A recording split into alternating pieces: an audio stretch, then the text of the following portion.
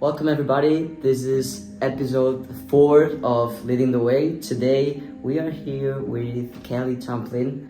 He is the owner of the Old Corner Hardware Store at Royston. Yes. It's a pleasure having you here. Thank you for having me.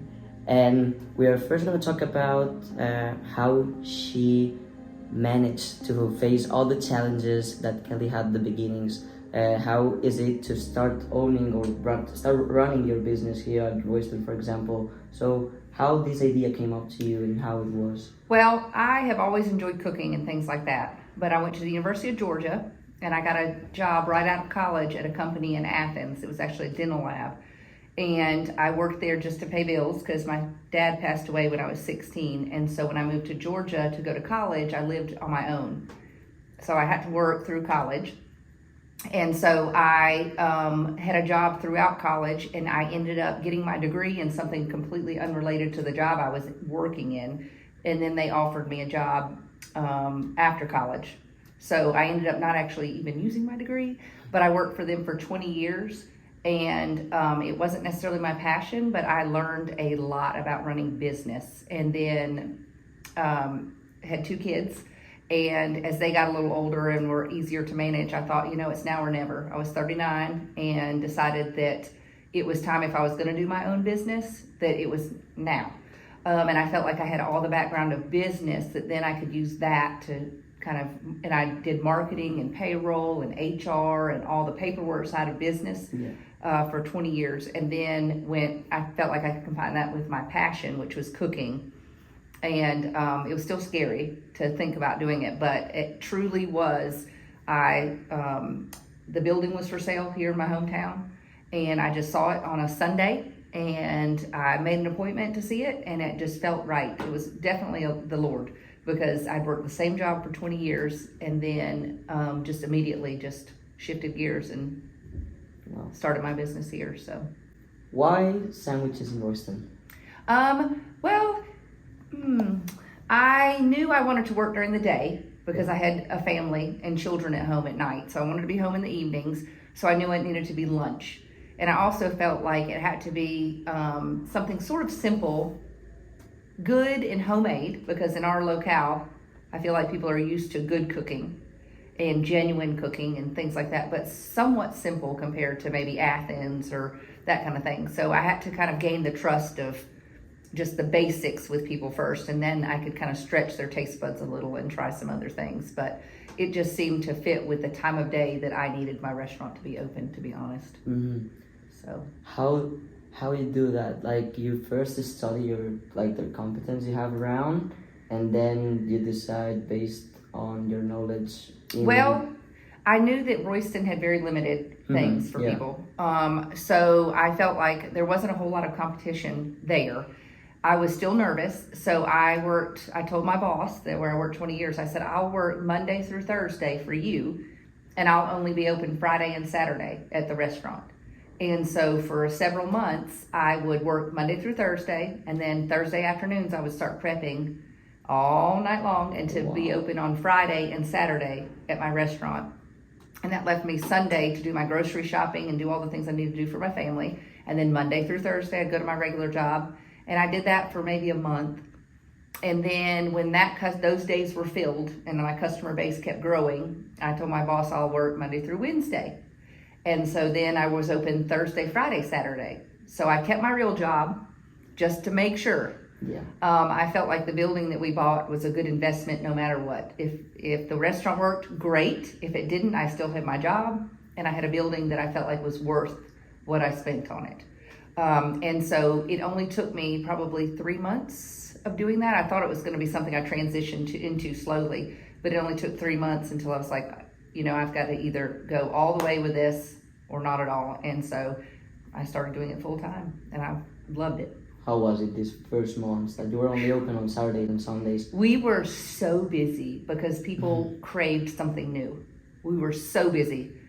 But everybody came in those 2 days. In a small town like Royston, don't you think it's easy because of the word of mouth? Yeah, word of mouth. Yes. Basically everybody just talking, let's try this, let's try this. Yes. You should go there. So that's Yes. an advantage. I think one thing that I would not change, but it was a little different that I did, is I named it the Old Corner Hardware Store. And people say, why did you name it that? Wow. And if you weren't from here, it would be harder maybe to find us or know what we do. But I wanted the business to be all about feeling local and feeling like family and be word of mouth. I didn't really need this huge customer base because we kept our expenses pretty low. But I felt like nostalgia was really important. And people around here in small towns, they tend to stay in their small town. They grew up here and they remember that building that we're in as the old hardware store. And so if you tell them that it's the hardware store, they have the nostalgia and they feel something already before they even walk in the door. They're like, I remember that place, the hardware store. I used to go in there when I was little, or I bought this there, or I bought that there. So they have an emotional attachment to it. Yeah. So I felt like I needed to hang on to that. So another benefit of it is that if you're from here and I say, did you hear about that new restaurant? And you'll say, no, where is it? And you say, you know, the old hardware store, the Old Corner Hardware Store. So they knew where it was by the name of it. So now I have more customers that probably don't know that it weren't in there when it was a hardware store than I do that do. But it's still, now it's just fun that they say, I'm going to the hardware store, and you know, it's different, but it seems to really work for us. So How many years have we been? we'll be working? 9 years in October. So I was in business exactly 1 year, and then the next day I found out I had breast cancer. Wow. And so I remember thinking, how in the world am I gonna run this business? It's so hard and it's Wow. taking all of my time and be sick. But I just prayed and prayed and prayed. I was like, Lord, you didn't bring me this far and get my business to this, where we've made it. Restaurants are really, the first year for restaurants are super critical. The success rate for a restaurant is just it's probably the single digits as far as percent of restaurants that make it. And so the Lord blessed me with the building that we were in. He blessed me with customers. He blessed me with a sense of community, because I used to work in Athens. And I had a year to develop this customer base and develop my sense of community and people that would pray for me and things like that. And then the next business day, I find out about the breast cancer. And I just prayed, Lord, you didn't bring me this far to not get me through this. And truly, truly, truly, it was, I did not miss a single day of work for being sick or anything. Wow. Everything just laid out perfectly. What techniques did you employ to face that? I think your mindset is huge. Determination, and when you're going through something, you don't give yourself fully to it. So for instance, I had cancer, but I didn't feel like I wanted cancer to define me. Like, I'm still myself, I just happen to have this problem. And the less you focus on your problems, the more likely you're gonna have, I feel like, a positive outcome. And you count your blessings always. So I didn't walk around thinking, I'm gonna talk about it all the time, and No, yeah. I just thought, you know what, I'm gonna go to my appointments, I'm gonna go get my treatments, I'm gonna get my chemo, and then if I'm not physically at the doctor that day, I'm giving it all to my community, my customers, and I'm gonna show them like perseverance and resilience. Yeah. Plus having kids, I didn't want them to see me, as anything other than their mother. So I just wanted to be like, yeah, this is a problem that we have, but we're gonna get through it. So I think that's just kind of my approach in business in general, is just don't give in to the problems. Always look for opportunity to either focus on something else or redirect or whatnot, because it's all problem solving and perseverance. So Wow. Yeah. Wow, wow. It's a great story, actually. How was your team at the beginning? In those days, for example, you have to have people around you that really Yes. supports you, and Yes. it's not easy to have. yes, it's really hard, because I think the biggest thing when you employ people is you want them to think like you. Yeah. But if they did think like you, they wouldn't work for you, they'd work for themselves. Because I think that's something that as an employer and a business owner and things like that, if you can accept early that everyone is different and they're not gonna think like you and they're not gonna be you, you're gonna be more satisfied with your employees. Let them be them, because they're gonna have some talent or some skill that you don't have. And if everybody did the exact same thing, like I said, you wouldn't have any employees. Why would they work for you if they had all the drive and all the motivation and all the desires that you have? You would have no employees. I think another thing is to just go ahead and accept that whatever your dream is, it's not everybody else's. It's a job for everybody else. So I can't expect if you work for me for you to feel as passionate or care as much as I do. I might have a customer that I'm like, why did he let that go out like that sandwich looking like that or whatever? And I have to remember that it's not your passion, it's my passion. So I think that the team I had at the beginning was great. And as the business was grows, it friends? I started out, I had one friend that came to work for me.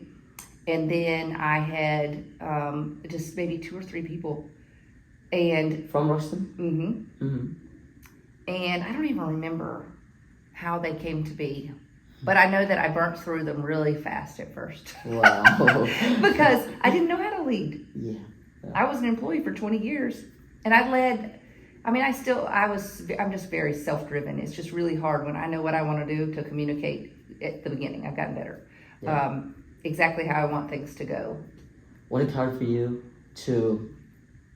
I feel that's something that happens to me sometimes. I want to do it that way because that's my way. Yes. So when people are not doing the way I want it, it's like, come on, I'm just telling you to do that and just follow my steps.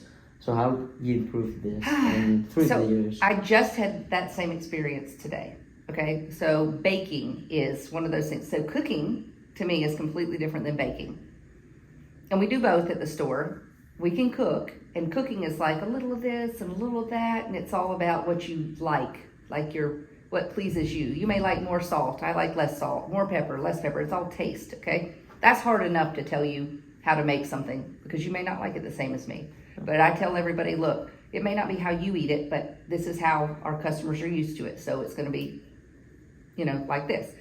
But baking is bossy. I always say baking is bossy. And I don't like to be bossed around. But you have to do it exactly what the recipe says. You can't deviate from it at all or else it won't turn out. Yeah. So it's not my favorite thing to do because I don't like to be bossed around. Mm-hmm. So I'm always trying to find somebody to do my baking. But I also am like, it's a hard thing to trust because people are known for our cakes and our desserts. So it has to taste like Kelley made it, even though Kelley didn't make it. Uh-huh. So I tend to do that where I'm like, not like that. Nope, yeah, no. And if you don't have the right personality for it, it's very daunting, I guess. I don't know, it's overwhelming. Yeah. So today, I had somebody that for a month or 2, I've been just training to bake and bake and bake and bake, and I could see her shutting down and shutting down and shutting down. So I just said to her, look, why don't I take the baking back? Because I'm trying to force you to be somebody that you're not. Yeah. And I try really hard. I think that's so important to accept people how they are. That is not her. I was trying to mold her into being what I wanted her to be instead of just accepting that she's better at this or that or the other. And she said, well, you're not going to want me as an employee if I can't do what you need me to do. And I said, no, I'm having this conversation because I want you as an employee. I value you so much. But I want you to be valued for who you already are, not for who I want you to be. So let's find... But how are you going to value someone if he's not doing what he needs to do? Because they're so good at doing other things that if I can tell them, for instance, for her, I can say, look, I'm going to assign you this task.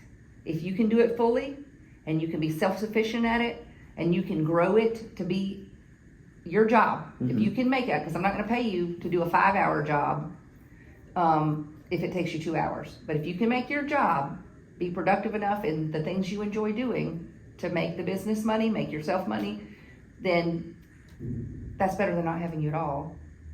And I would love to have you be happy, because there's nothing worse than someone doing something because you asked them to do it and then they quit and then you don't have them at all. So if she gets overwhelmed and that's not what she wanted to do, but she's not feeling like she can tell her boss, no, I don't want to bake. I don't like baking. I don't enjoy baking. And I'm saying, you're going to bake. If she never tells me that and one day she just puts in her 2-week notice, well then that's such a loss Yeah. because she's so smart, she's friendly, she's There's dependable. other skills that she has. That are very good. Yeah. And people aren't always wanting to tell their boss, I'm not wanting to do I that, think that's right? normal because you have respect. I mean, you gotta be respectful. Yes. You gotta do what they're saying. I mean, it's normal to have Yes. this position. But I wish that I could tell young people like you that rather than, because she said, I do this, I get in a job and then I just end up leaving because I don't want to confront like the problem. And I told her, any boss would love for you to come to them and say, can we talk? Here's my thing, I like working here. I really do, I like working here. And I am feeling not happy right this minute with whatever the situation is. So I would love to try to fix it first. And if we can't fix it, then I'm gonna be going somewhere else. But give your boss the opportunity to fix it. For instance, I worked full time and then I had children. Well, I told my husband, I said, I'm gonna put in my 2 weeks notice because I wanna be home with my kids more. I don't have any balance between my work and my home life. And so I went to my boss prepared, younger, I was much younger, prepared to say, here's my 2 week notice. I'm gonna get out of your way so you can find somebody to work full time because I can't work full time. And he said, please don't. You can work part-time. And I was like, I can work part-time? I didn't know that was an option. And he said, well, you didn't ask. Ask your boss, ask your employer, is there something else I can do for you? Don't you think that this task is the leader's task to, approach their employees and try to get them to know, try to know them better? Yes. Not the employees trying to get to know the boss, Yes. I mean, I think that, like I said, you have to be very aware of who's working. I could tell her demeanor had changed, that she wasn't happy, and I could just feel that I was like, ooh, I'm gonna lose her if I don't have this conversation and ask her what would make you happy here. And if I can't do it, I'm not gonna make a job that doesn't exist. Like, I'm not gonna be like, oh yes, you just pick what you wanna do. But if I can make it work, why wouldn't we? That's what I like about small business. Yeah. That the boss really cares about their employees. Yes. That doesn't happen on the big organizations, Well, if you prove your value in some way, then they're going to want to keep you. Yeah. And so she has so many characteristics that were good things that I could value, that I'm like, oh, we're not going to lose you completely. Let's see if we can work it out. And so we came up to an agreement of some other tasks and things like that. Now, I'm going to have to it's constantly just regrouping. Yeah, regrouping. How many team you have? How many people you have in the team? Let's see. I have 9, maybe. 9. Work for me. But what's the age range? Anywhere from 18 until probably 39. How do you recognize that someone is valid to work at the? I have everybody come in and I'll say, let's work a day or so. I want you to come in the kitchen. You always want to see them work. Yep. Well, when they walk up to me, first of all, I don't take phone calls. You can call me and say, are you hiring? And I will say, not right now, but if you'll come by and talk to me, I'd love to meet you face to face. So if they come in and make that effort and they look at me and I can talk with them and they interact and things like that, I can tell so much just right away. If they're really timid or if they're not, I feel like a big problem today with youth is being timid. Yeah. The social skills. They're really timid about just approaching people. And the first move. Yes. Yeah. And even answering the telephone. I know that sounds so crazy, but answering the telephone for a to-go order, for instance, just saying, hey, Old Corner Hardware, they're nervous. Like, what are they going to ask me? What if I don't know the answer? It's like, just listen. Yeah. And then you can say, I do not know. I have no idea. But I'm going to go find Kelley, or I'm going to go find Leanne, and I'll get back to you. And when do you think that happens? I think nobody talks on the phone anymore like they used to. To strangers, they talk to their friends, maybe, but so much of it is on their phones through, let me text you, let me email, let me message, where they don't have to have that immediate response. They have time to think or to go ask somebody, like, how should I respond? And it is a skill that if you have that skill, like the skill that you're having, just to be able to speak and talk and have just a normal exchange with a complete stranger, because I'm a stranger to you, right now, is invaluable. and you'll be so much more successful in life for having that skill, because it is truly rare these days. What do you think about social media? I love social media for businesses. I truly think it's the most amazing tool, and it helps business owners be creative because they can see what other businesses are doing and go, I didn't think about that. For instance, there is a thing called the singing barber on TikTok. I don't know if you've seen it. Not at all. He is a barber, cuts hair, and he has people come sing in his barber chair. And so people follow him because he does this singing. It has nothing to do with cutting hair. Yeah. Well, we have this old elevator in our restaurant, and we had an artist come that just happened to hum a song in there, and she was like, these acoustics are amazing in here. So now we have something called elevator music. And we have people that are talented come, wow, and they sing in that elevator shaft, and we record it and post it on our social media. And we've had so many people follow the store because they want to hear the music. Yeah. It has nothing to do with the restaurant. But It gets us followers, so that when we do have content that has to do with the food, they're following us, and we're always in their mind. So I think social media is great, but I do think it's a huge, it can cause a lot of anxiety for people because they feel like if they're not on it all the time, they're missing out behind. They're always behind. You're playing catch up all the time. Like your news feed, you're like, am I ever going to get caught back up? Yeah. Am I feeling behind all the time? Or that I feel like one other thing is I feel like people are expected to know about everything that's going on in somebody's life. Yeah. And so now, so if I see you have social media and you put on there that your cat passed away or whatnot, then I didn't look that day. Well, I'm behind the times. I didn't know that. Yeah. And so then you probably expect me to know that your cat passed away. And then your feelings are hurt because I didn't say, I'm so sorry, Eric, that your cat passed away. It's just, there's so much emotion. That's crazy, yeah. And people use social media as a substitute for what we're doing. Yeah. They're talking to people instead of with people. Yeah. How did you learn to use social media in your advantage? I feel like the younger people that work with me, well, I have They teenage were the sons. ones. Well, Okay, that maybe, yeah. But I do not want to be one of those older people that is completely out of touch with technology. That's just a goal of mine. I want to know what TikTok is. I want to do Facebook. I want to do Instagram. I want to know how to do the reels. I want to do whatever's trending, only so I can stay current. Yeah. But my children help keep me current. But my employees, being younger, help keep me current as well. But it's funny because sometimes I teach them things. But Yeah. How do you manage your team? Do you normally change your menu on every week? Yes. So how is it? Like you first have a meeting before starting your week, and then you talk about how are you gonna cook things, when? So our basic menus is the same. The only thing we change are we have a special sandwich of the week or special sides every day, and our desserts. So we have the people that are sort of assigned to, say, the chicken salad and the pasta and these kind of things. And so everybody kind of has their task. So if you came in, you know that you're responsible for making the chicken salad and the pimento cheese every day. Again, this girl was going to be the dessert person, but now I'll be baking while you're, yeah. But it really, truly, it's just, we just get in there and we just help each other. We're all in the same room. That helps. Yeah.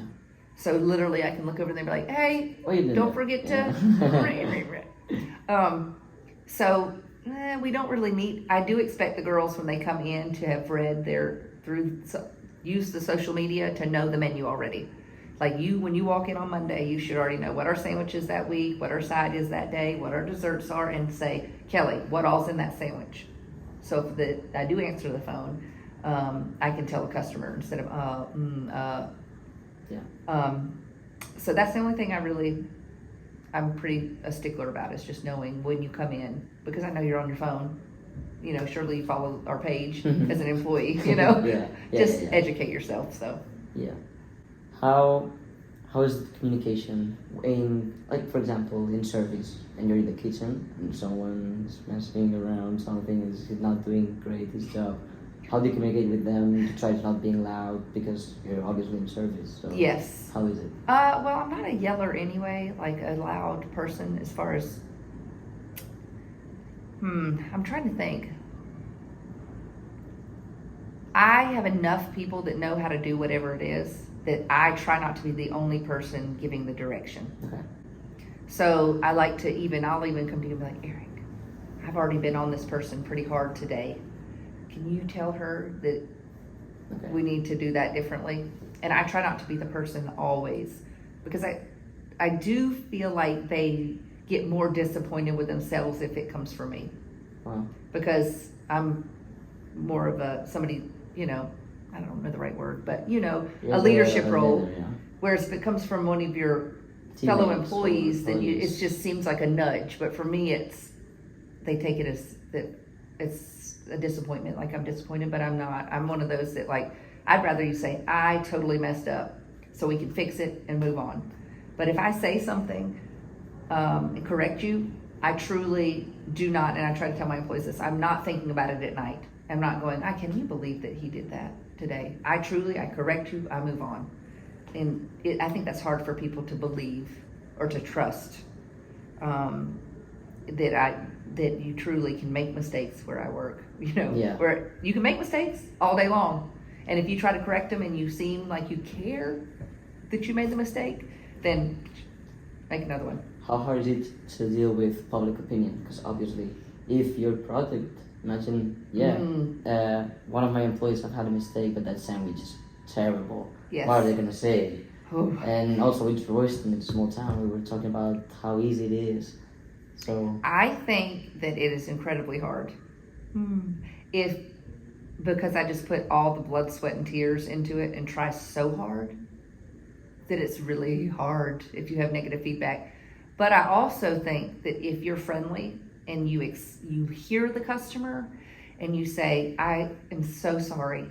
A sorry goes a really long way. yeah. And you say, I'm really sorry. I know you really looked forward. For instance, our biggest thing, we very rarely, thank goodness, have anybody say they did not like their food. I don't have very many, I don't remember that really happening very often. But ours problem is more like you got home and you had ordered dessert and it's not in the bag.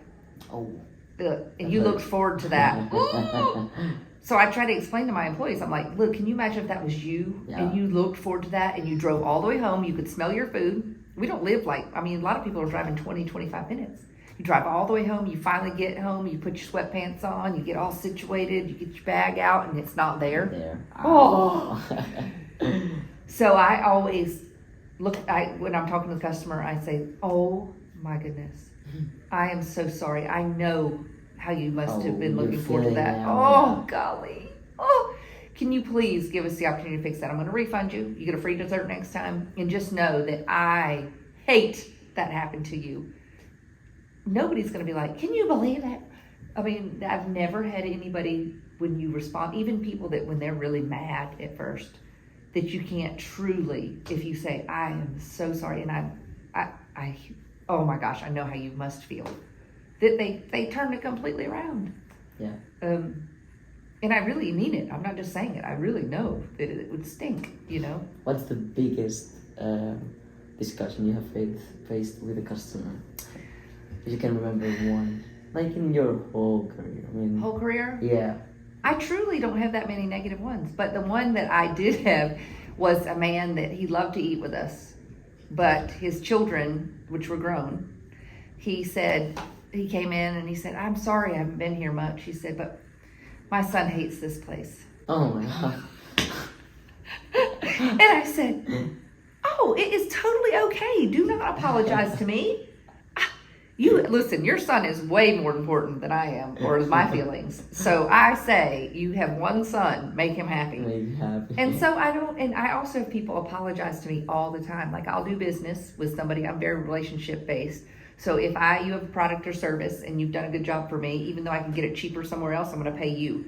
Because next time I really need you, I need you to be there. I'm not going to come to you just for things that are the specific things, So they'll come to me and I'll bring them business and they'll say, I'm so sorry I haven't come to eat with you. It's just that I'm like, please don't apologize. Don't apologize. I'm not thinking anything of it. You're here. I'm there. If you come, you'll eat great food. And if you don't, it's your loss, And I don't know. I'm just not a petty person.